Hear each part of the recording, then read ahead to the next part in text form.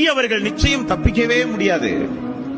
இந்த உலகத்தில் அல்லாஹு தஆலா திருக்குர்ஆனை இறக்கி தூதர்களை அனுப்பி, அந்த தூதர்களை பாருங்கள், கபரில் எல்லாம் உங்கள்கிட்ட என்னென்னமெல்லாம் கேள்வி கேட்பார்கள், அதற்கு என்னென்ன பதிலையெல்லாம் நீங்கள் சொல்ல வேண்டும், கேள்வியும் சொல்லி பதிலையும் சொல்லி தந்து ரசூலுல்லாஹி ஸல்லல்லாஹு அலைஹி வஸல்லம் நம்மை பயிற்றுவித்தார்கள்.